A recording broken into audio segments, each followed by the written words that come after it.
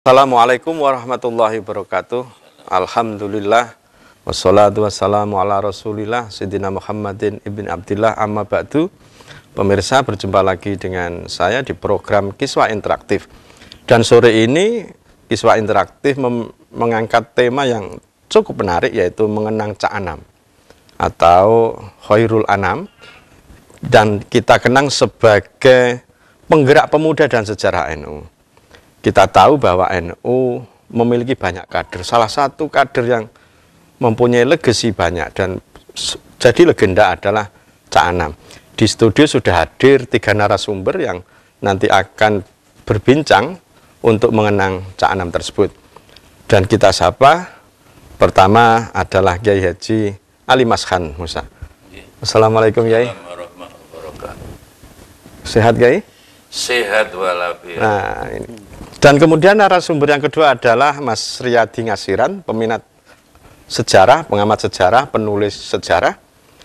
Assalamualaikum Mas Riyadi. Assalamualaikum. Sehat juga Mas Riyadi? Nah, jadi tidak terpengaruh mau pilpres macam-macam, tetap sehat ya, gitu ya. Yang ketiga adalah Mas Edi M. Yakub, wartawan senior Antara. Assalamualaikum Mas Edi. Waalaikumsalam. Sehat? Alhamdulillah. Dan kita akan perbincangkan mulai dari kapan beliau-beliau ini mengenal Cak Anam. Mulai dari Kiai Ali ini, kapan ini sudah mengenal Cak Anam? Karena Cak Anam sejak awal sama-sama masuk Surabaya 74-75. Memang Cak Anam di atas saya satu tingkat, tapi di PMI terus kegiatan bareng karena di kantor komisariat, istilahnya kombes PLN. Itu saya kumpul 6 tahun, saya kamar, saya bantal, kalau itu. Jadi Aten ini Cak Anam itu saya tahu sebelum tahu istrinya.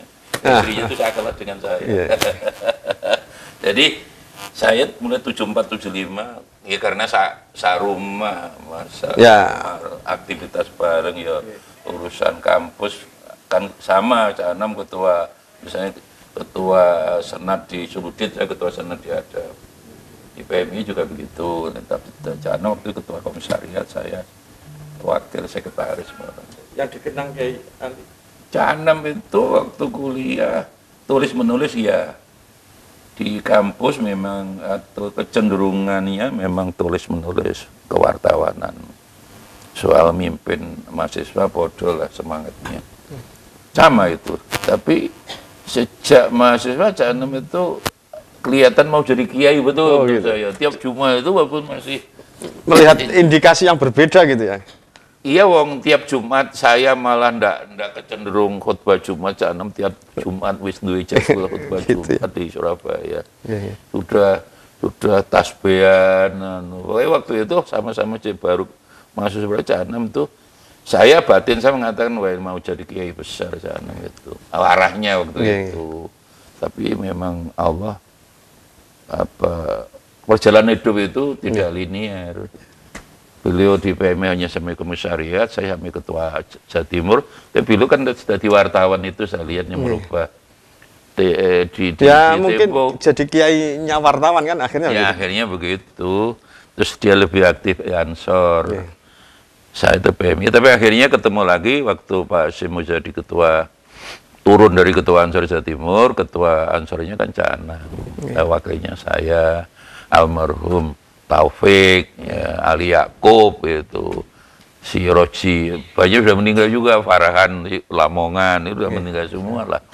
Ya kita ketemu lagi ketika Pak Hasyim jadi ketua NU Jawa Timur, kita juga tarik semua jadi wakil ketua, Cak Anam ketua-ketua. Arahnya begitu, terus ada PKB itu Mas. Terus kiai-kiai kan harus ditunjuk NU waktu itu. Anda tahu feelingnya kiai-kiai, insya Allah lebih benar. Cak Anam memang lebih pas waktu itu jadi politisi, mimpin. Boleh dibilang Cak Anam ini punya multi talenta, multi peran di NU gitu? Ya, iya di NU terakhir enggak, di partai. Setelah di Ansor, wakil ketua NU hanya 1 tahun, terus ada PKB itu. Artinya ya di NU, ya di partai, ya di macam-macam gitu. Oh iya, kalau soal luar biasa, ya, Cak Anam itu ya semua aktivis lah. Tapi memang soal tulis menulis, terutama nulis NU, itu kan bukan disertasi, itu kan hanya S1, tapi sudah seperti S3. Waktu itu Cak Anam semangat betul karena mertua Cak Anam kan Kiai Dahlan kan juga sama-sama pendiri NU zaman Kiai Hasyim Asy'ari, Kiai Dahlan yang di Kawasan itu ya. Jadi itu mertua itu ya mbah-mbah. Jadi punya anak Mujri, Kiai Mujri itu bin Dahlan punya, Kiai Mujri punya anak Emi Syamilah itu. Jadi Cak Anam mungkin juga banyak pengaruh daripada keluarga Mbak Emi, memang keluarga pendiri-pendiri NU sejak awal. Jadi tulis menulis memang beliau harus kita akui tekun, rajin, dan ya sudah dunianya begitu ya. Nah, tapi saya salah juga ketika waktu itu beliau udah tasbihan gitu, terus ada bener-bener Cak Anam duwe jin waktu itu kan. Kalau malam hari kan memang enggak tahu benar tidaknya, enggak tahu, tapi tasbihan terus ya udah kiai lah terus aja mahasiswa itu. Ya tapi arah kehidupan orang berbeda, tapi belum mengaktivis betul soal itu. Sampai di akhir hayatnya kalau ketemu ketemu kan belum, yang sakit juga lama itu. Tapi saya heran, enggak pernah pesan lain-lain. Sampean kudu tetap ojo NU jangan ditinggalkan. Nggak pernah pesen apapun kecuali sampean pernah mimpin NU Jawa Timur suwi. Khidmah di NU, sampean NU itu sampean ya apa lah sebagian dari wong tua apa. NU kudu ono sampean kono sampean bubrah NU itu. Nggak tahu terakhir itu. Terakhir ngomong saya mesti NU tok. Terakhir. Walaupun ngomongnya kadang pelan ya. Artinya di jiwa. Terakhir ya Anam sudah enggak mikir partai, enggak apa, karena sakitnya kan cukup lama dan sakti menurut saya, Mas. Orang udah kemo, udah stadium 4 tuh biasanya setahun udah. Dia kan hampir 5 tahun. Itu berkahnya tasbih tadi, zaman mudanya. Iya, zaman muda itu wis ngene ya. Tiap Jumat itu wis duwe jadwal khutbah di Surabaya. Saya malah enggak tertarik plus waktu itu, Jan. Kiai, kita lanjut soal tulis menulis ini, ada generasi penerusnya ini. Mas Riyadi gimana? Mengenal Cak Anam? Ya, pertama-tama yang menarik ini tentu kita teringat gedung PWNU Jawa Timur di Raya Dharma. Ya ini. Semangat yang secara pribadi dari Cak Anam adalah semangat egalitarian. Meskipun tadi semangat untuk menjadi kiai itu kan sudah ada, artinya makomnya sebenarnya di situ, tetapi dia lebih nyaman disebut sebagai Cak. Nah, Cak ini saya kira di subkultur Surabaya, Delta Kali Brantas dan Kalimas itu saya kira itu sebagai bagian yang egaliter, sebutan egaliter. Jadi yang menarik pada saat-saat Cak Anam disebut sebagai Cak itu, putra-putra kiai itu tidak disebut Gus.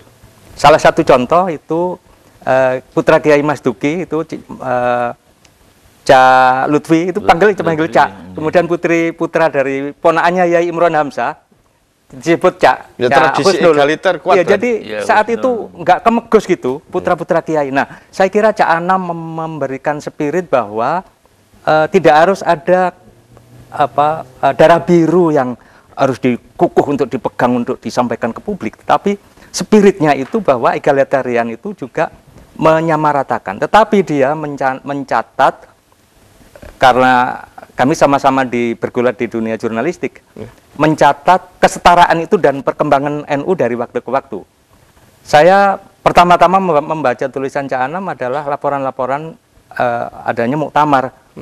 Nah, saya saat itu kan masih ABG, jadi di Muktamar Situbondo itu insya Allah saya masih punya file-file tulisan-tulisan itu, dan wawancara Cak Anam dengan Kiai As'ad, 83, Kiai As'ad dengan Kiai Ahmad Siddiq itu menurut saya sangat memberikan kebanggaan bagi warga Nahdliyin, terutama ABG saat itu seperti saya itu. NU itu nggak jumut, kemudian nggak deso gitu, karena yang diceritakan oleh Cak Anam, Yai Ahmad Siddiq misalkan itu pencinta rock and roll. Nah, untuk selanjutnya cerita itu kita lanjutkan di segmen berikutnya. Pemirsa masih tetap di Kiswah Interaktif bersama TV 9.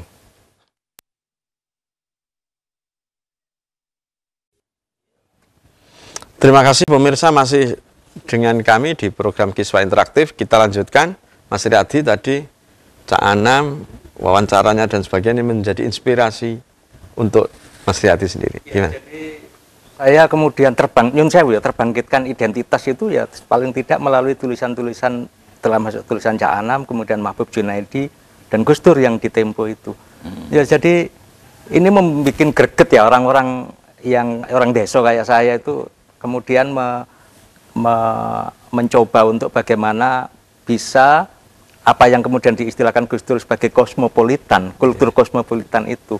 Nah, Cak Anam saya kira memberikan jalan mudah untuk memahami NU, jalan mudah untuk memahami perkembangan perpolitikan NU, tetapi tidak tercerabut dari akar-akar ke-NU-an, karena memang beliau juga dari keluarga NU dan dari keluarga Kiai ya. Karena Jombang itu besar-besar, kemudian tingkat yang kiai-kiai kampung saya kira nggak begitu menonjol kan gitu. Artinya tidak menonjolkan diri gitu. Nah, Cak Anam disitulah wataknya.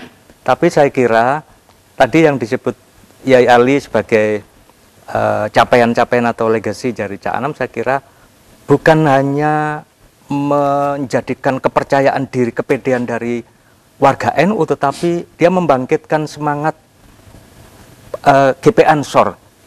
Saya menyaksikan, dan saya pernah jadi ansor di desa, di desa itu, sehingga saya menyaksikan langsung apa yang dilakukan oleh Cak Anam dalam menggerakkan GP Ansor itu, sehingga mempunyai posisi yang kemudian kami menyadari itu sebagai bagian dari kekuatan masyarakat sipil atau civil society. Nah, disitulah yang kemudian menjadikan kita itu bukan berbangga diri, tetapi sakjane kita bisa mengambil bagian dari perubahan-perubahan sosial di Indonesia itu, yang melalui Nahdlatul Ulama itu. Nah, Cak Anam menurut saya membukakan jalan ke sana, yang dalam perjalanan berikutnya, ya saya turut membantu di Duta Masyarakat yang beliau pimpin, paling tidak saya 12 tahun di situ, dan kemudian terakhir membuat majalah Dumas, Duta Masyarakat itu, kebetulan kami yang menjadi redaktur pelaksananya ya. Nah, itu bagian yang perjalanan Cak Anam. Tetapi ada legasi lain selain tadi politik, kemudian di NU, kemudian media Cak Anam yang menurut saya membangkitkan media-media yang sebenarnya sudah layamutu walayahya. Seperti saya boleh menyebutkan Warta NU. Ya, Warta NU ini kan dulu pernah menjadi primadona di bagi awal-awal berdirinya NU di masa-masa muasis seperti Kiai Mahfud Siddiq, Kiai Wahab Hasbullah yang tampil sebagai redaksi di situ. Nah, kemudian pada masa-masa Kiai Haji Abdurrahman Wahid menjadi ketua PPNU, kemudian Warta NU itu dihidupkan lagi menjadi tabloid. Meskipun terbitnya koyok-koyok di PBNU Jakarta, tapi sebenarnya diolah dari sini, dari Raya Darmo sini. Nah, itu kemudian selain itu ada yang menarik juga terbitnya, selain Warta NU yang terbit waktu itu 1 bulan sebagai tabloid, kemudian kadang beberapa waktu kemudian 2 bulan. Yang menarik adalah percikan pemikiran dari majalah Taswirul Afkar. Kita tahu Taswirul Afkar ini kan bagian dari secara embrional organisasi yang kemudian membentuk NU, selain Nahdlatul Wathon dan Nahdlatul Tujar. Nah, itu yang itu pun meskipun kayaknya terbit dari Jakarta, yang kemudian terus dilanjutkan oleh masa-masa Mas Ulil menjadi majalah bergengsi Taswirul Afkar, kajian-kajian yang serius di Lakpesdam.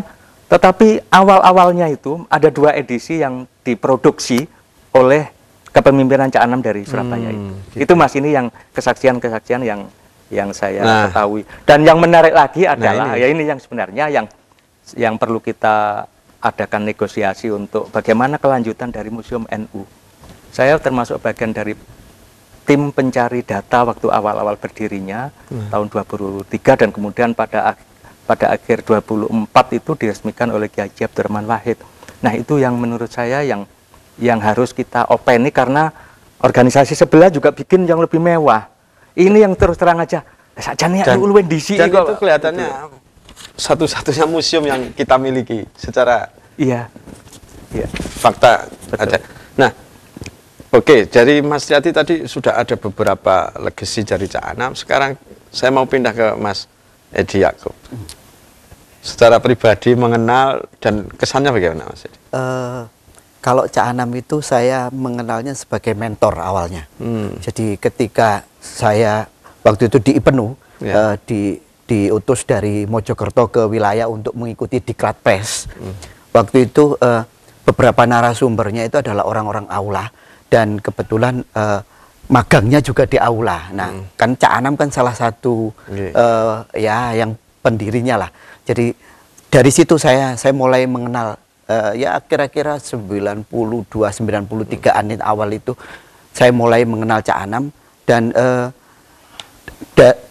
itu sangat, menurut saya ya, sangat menginspirasi.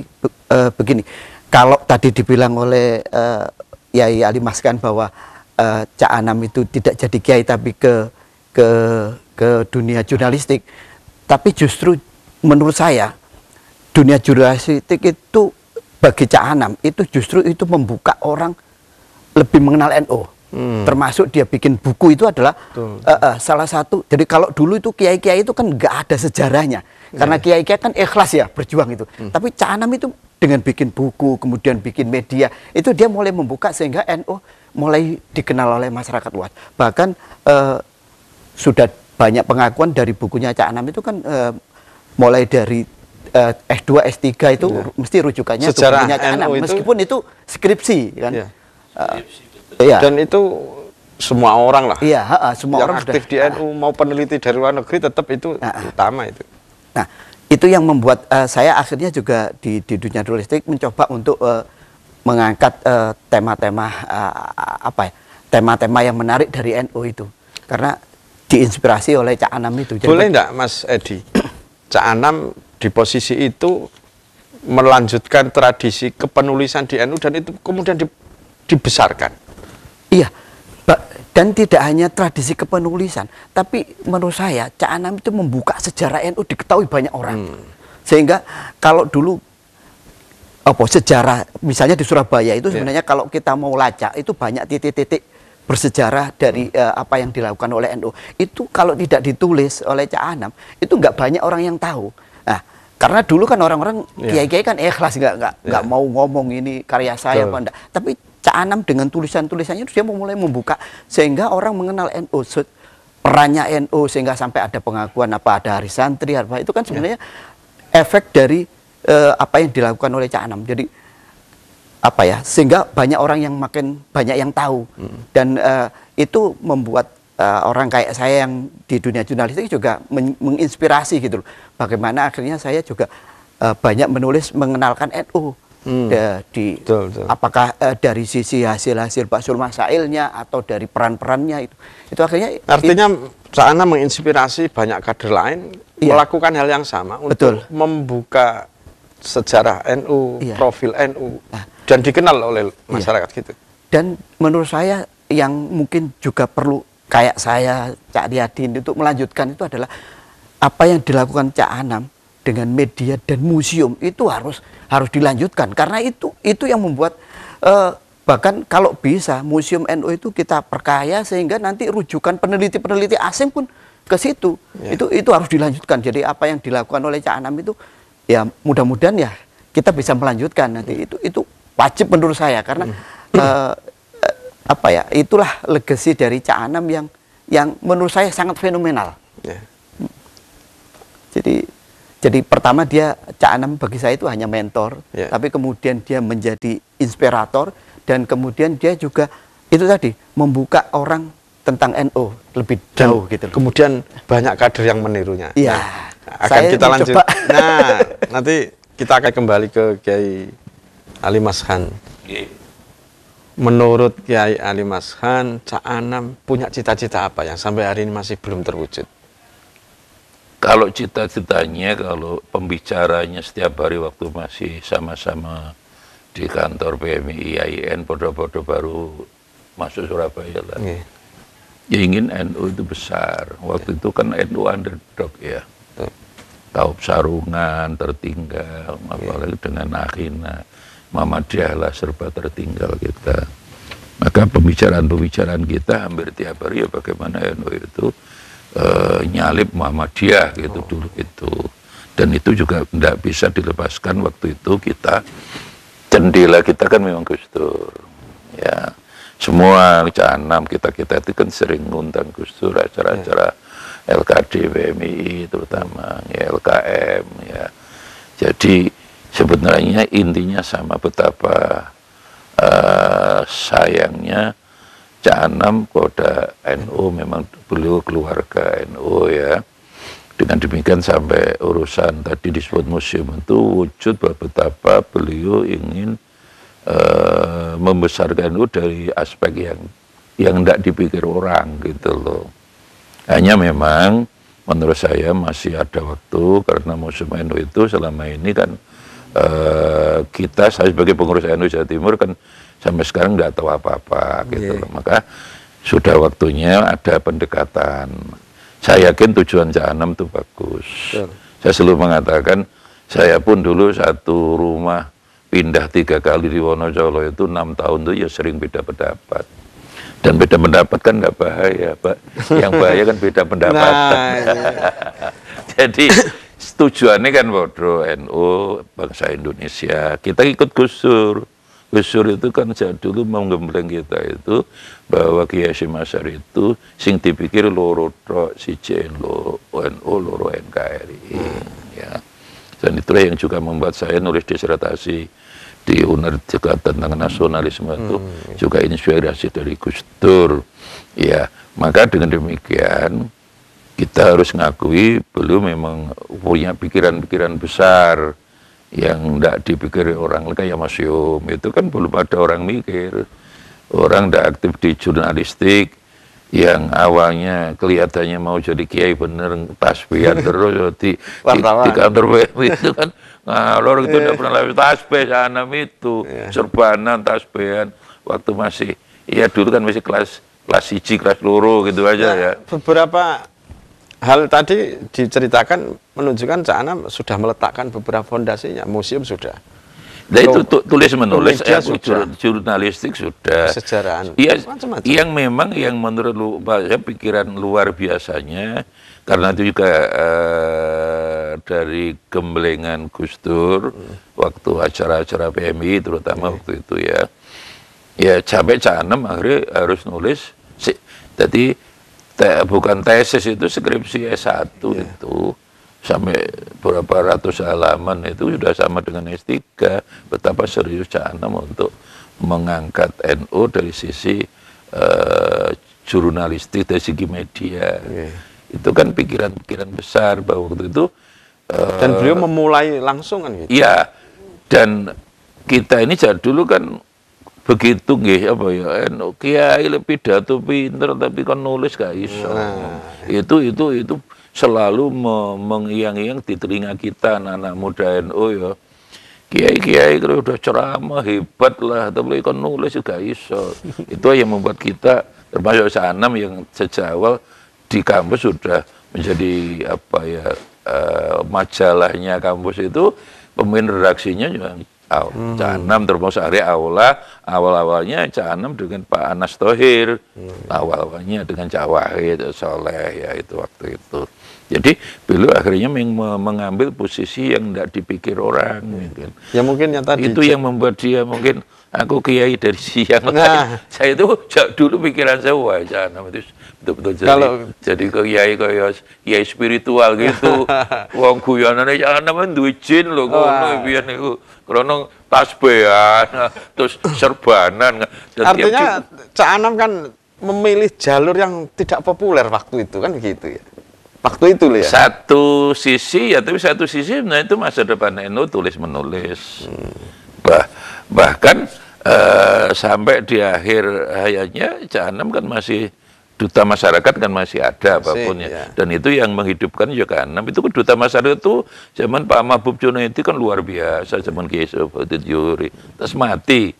Terus itu Cak Anam memang. Jadi saya melihat kesimpulan dari Cak Anam terakhirnya di samping cinta NU lah. Kalaupun dia aktif partai sama membuat PKNU itu sebenarnya kan soal cara. Dia sudah mengatakan cara bisa berbeda, tujuannya bodoh ya gitu. Tujuan dia memang tetap NU, NKRI. Pokoknya pesan Gus Dur itu pada kita kan begitu. bahasa itu dipikir loro tok, siji NU, loro NKRI. Lah dalam aspek yang mana? Lah orang biasanya NU itu ya jadi pengurus atau jadi kiai, maca kitab. Lah lihat aja Cak Anam nampaknya akhirnya swift lah menurut saya. Betul. Jadi pandangan saya sejak awal Cak Anam ingin kalau jadi kiai setengah dukun ngono, wong ndak pernah lebas tasbih. Cak Anam itu masuk kampus itu wis kaya kiai serbanan, tiap Jumat sudah punya tingkat loro telu, sudah punya jadwal tiap Jumat di Surabaya, berarti kan udah kiai. Oh iya, betul. Serbanan, awawan cek cincinan, sholat kadang cek. PMI kan PM 11. Semuanya subuh jam 11 waktu itu. Cak Anam ndak subuh bangun malam. Kita tahu persis, oh iya. Jadi bangun malam saya kalah. Cak Anam dengan almarhum Komarudin Soleh itu pengi menyetangi pengi tasbihan, awak-awak ini lagi rokok aja gitu. Ya, jadi saya melihat Cak Anam itu dulu itu begitu, guyon-guyonnya Cak Anam itu ngijin loh ngono. Ya, benar-benar visioner. Beliau memilih jalan yang akhirnya waktu itu setelah lulus Cak Anam di PMI memang hanya sampai tingkat komisariat lah. Ya memang akhirnya di cabang saya sampai ketua Jawa Timur, nah, tapi di wartawan itu yang membuat arah hidupnya berubah dan memang dekat Gus Dur saya dulu. Itu saya kira pengaruh, satu podo jumbangi, loro punya visi visioner yang sama ya, dan ya Anam kan orangnya risk taker, orang yang mampu mau nerima risiko apapun. Saya membuat PKNU itu harus diakui dia itu orang yang risk taker, orang yang berani nanggung risiko. Tidak semua orang bisa seperti itu. Termasuk membuat museum NU, memang NU resminya dan dia ngomong itu perintahnya Gus Dur misalnya. Itu orang-orang seperti itu tidak punya risk taker gawani, Mas. Terima kasih. Jadi sisi itu beliau punya kelebihan. Gitu. Betul. Nah, jadi pemirsa tetap nanti kita lanjutkan sekali lagi Cak Anam. Tadi di akhir Yai Ali Hasan adalah risk taker. Nah, kita akan lanjutkan nanti mungkin dari narasumber lain. Catatan menarik, Cak Anam adalah seorang risk taker bagi generasi di bawahnya. Mungkin Mas Riyadi bisa bercerita soal itu. Ini karakter kuat ini yang perlu diikuti. Keberanian mengambil risiko. Saya kira memang Cak Anam orangnya di antara tokoh-tokoh NU yang saya pahami ya. Cak Anam ini kan karena keberaniannya itu kemudian bisa berbeda pendapat dengan Gus Dur. Tetapi jangan lupa ada fase lain bahwa Cak Anam ini sangat-sangat membela Gus Dur, terutama pada saat-saat reformasi. Pada saat Gus Dur istilahnya kalau dulu itu dikoyo-koyo, ONM dikoyo-koyo, Cak Anam ini berani untuk membela Gus Dur dan dalam pengertian menjadi pendengungnya. Kalau sekarang mungkin influencer atau buzzer ya.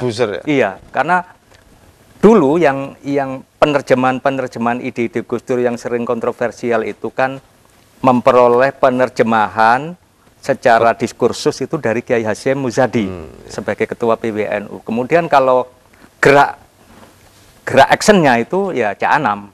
Nah, Cak Anam selain orang media yang kemudian menerjemahkan itu dalam bentuk bagaimana NU itu digerakkan secara harokah itu loh. Itu menurut saya betul-betul dilakukan oleh Cak Anam. Nah, Kiai Imron Hamzah termasuk diantaranya yang berinteraksi dengan Cak Anam dan kemudian menyelamatkan ide-ide Gus Dur ketika dipojokkan dan menggugat itu ya, sama nulis buku itu. Waktu itu Kiai Imron masih sebagai RMI ya, sebelum menjadi Rois Surya di PBNU. Katib zaman Imron itu Katib Surya. Tidak pernah ganti Rois Surya di Jawa Timur, beliau katibnya. Nah, disitulah saya kira keberanian Cak Anam di antara arus umum yang tidak lazim, saya kira, untuk membela Gus Dur. Gus Dur ini kan dulu orang yang sangat disudutkan dan menjadi intelektual publik, tetapi ditaruh di periperial secara mainstream ya. Nah, Cak Anam ini yang kemudian menjadikan Gus Dur dalam aktivitasnya, baik di media maupun di GP Ansor itu menjadi satu, tadi saya sebutkan sebagai kekuatan real civil society. Dan itu kemudian menjadi diskursus yang berkembang di antara kaum muda NU. Saya termasuk di antaranya juga sering mengadakan diskusi soal civil society waktu itu. Dan itu terinspirasi dari gerak beliau-beliau ini. Artinya Cak Anam menjadi penggerak dari ide-ide Gus Dur yang dibumikan melalui Ya, gitu.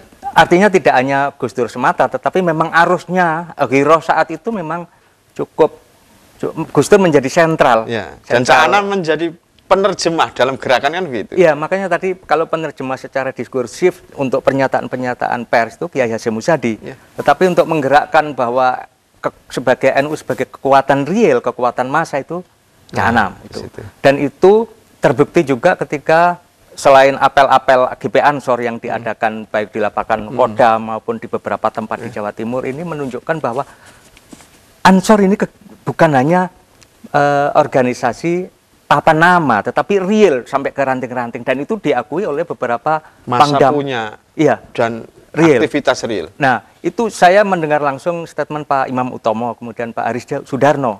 Itu karena beliau-beliau ini juga menyaksikan langsung bagaimana sebagai kekuatan paramiliter ya dalam tanda Ya. kutip ya, bukan militeristik, Ya. tetapi memang tugas dari Ansor yang menjadikan PD, menjadikan percaya diri penuh ya Cak Anam itu. Kami yang di Mojokerto itu juga saat itu merasakan bahwa saya di masa Pak Siroji Ahmad ya. Iya. Merasakan itu sebagai real yang kemudian menjadikan posisi secara umum NU dikenal bisa bergening position dengan state, dengan negara. Itu. Nah, itu ya saya kira peran dari Cak Anam dan terutama kepemimpinan Gus Dur dan Kiai Ali Maskan juga pada masa-masa yang fase-fase beliau juga menjadi kekuatan di sini yang diperhitungkan sampai sekarang. Beliau di PKB ketua NU-nya kan saya, Ya, iya. gitu. Selalu sinergi lah. Ya. Jadi itulah historisnya. Ya, ada harmonisasi. Mas Edi sendiri gimana? Untuk melanjutkan cerita Mas Riyadi tadi. Jadi sama seperti yang disampaikan oleh Cak Riyadi. Jadi memang Cak Anam itu boleh dibilang memang apa ya, pemberani, tapi sebenarnya dia itu komunikator yang bisa kemana-mana. Jadi biasanya orang NU itu kan paling cuma dengan kiai. Kalau Cak Anam itu bisa ke kiai, bisa ke tentara juga bisa, jadi dia itu lintas anu. Jadi mungkin karena dunia jurnalistik yang dia anu itu, sehingga dia bisa akhirnya dia sampai bisa mengenalkan NU, Ansor apa itu ke kelompok-kelompok publik lah. Itu. Jadi dia komunikator yang sangat baik. Dan yang menarik dari Cak Anam menurut saya, dia itu pokoknya NU.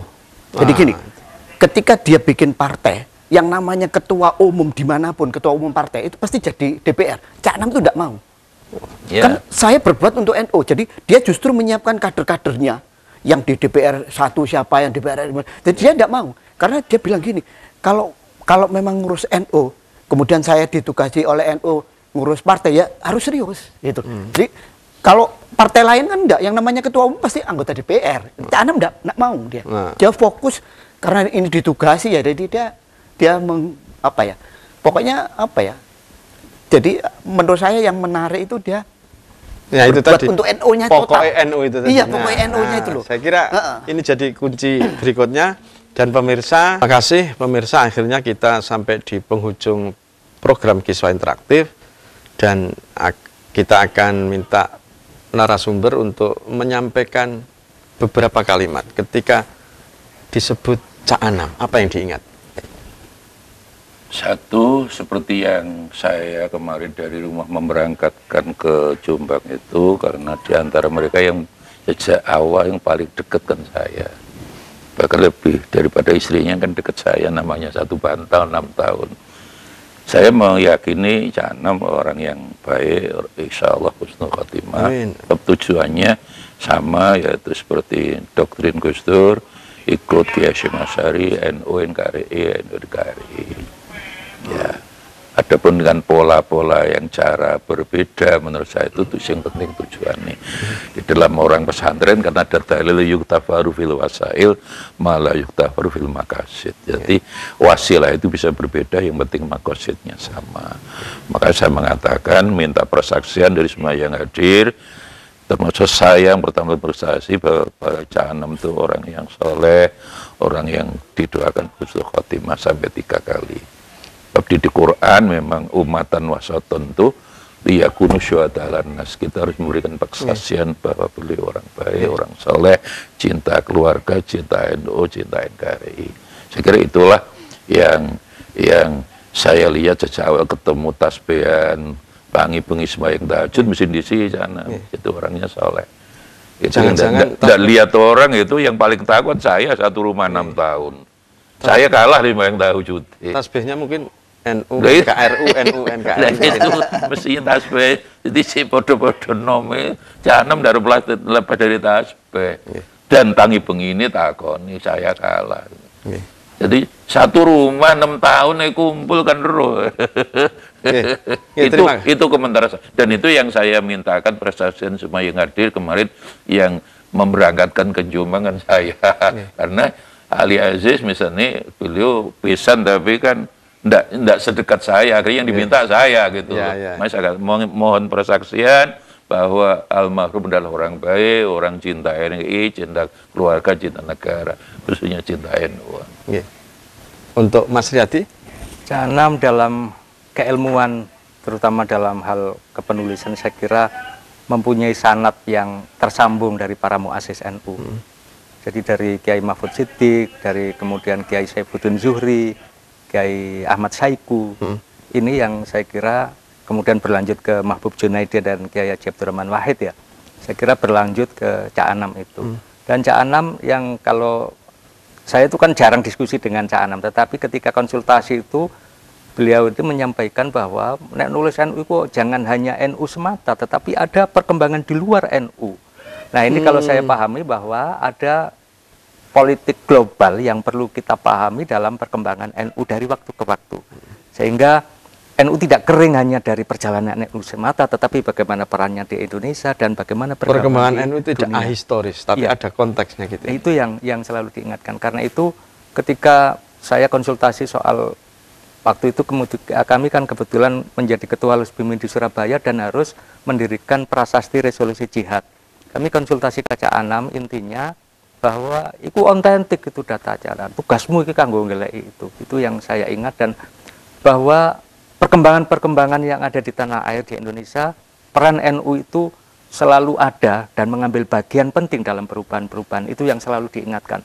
Dan bagaimana penjajahan itu juga Cak Anam menekankan itu nggak lepas dari politik global yang kita sendiri harus mengaitkan konteks global atau internasional itu. Dan memang Cak Anam menekankan lambangnya NU kan lambang bumi itu. Betul. Terlepas dari tafsir-tafsir yang sifatnya akidah ya, tetapi secara wadak saya kira bisa kita tafsirkan bagaimana kita juga memahami perkembangan dunia seiring dengan apa yang diambil bagian oleh NU. Terima kasih Mas Hadi. Mas Hadi, terakhir ini. Kalau saya mengenal Cak Anam itu ya tidak jauh dari, hampir sama dengan saya, jadi kita tidak jauh dari dunia tulis menulis, dan saya pikir apa yang dilakukan Cak Anam dengan menulis buku dan mengembangkan media-media itu memang itu yang cukup strategis yang harus dilanjutkan. Dan yang juga tidak kalah pentingnya itu adalah itu tadi Museum NU. Itu bagaimana orang lebih mengenal NU dari sisi ada datanya gitu loh. Jadi NU tidak hanya dikenal dari pidato, dari teksnya saja, tapi juga harus ada bukti dan ada sejarahnya, ada dokumennya. Jadi mungkin itu yang menurut saya harus dikembangkan oleh generasi sekarang. Bagaimana apa yang ditinggalkan oleh Cak Anam itu kita lanjutkan. Terima kasih Mas Hadi dan seluruh narasumber. Kita doakan semoga Cak Anam husnul khotimah. Dan pemirsa, ini tadi program Kiswah Interaktif mengenang Cak Anam sebagai penggerak dan tokoh NU. Semoga kita semua bisa meneladani beliau. Dan sampai jumpa di program yang lain. Wallahul muwaffiq ila aqwamit thoriq. Wassalamualaikum warahmatullahi wabarakatuh.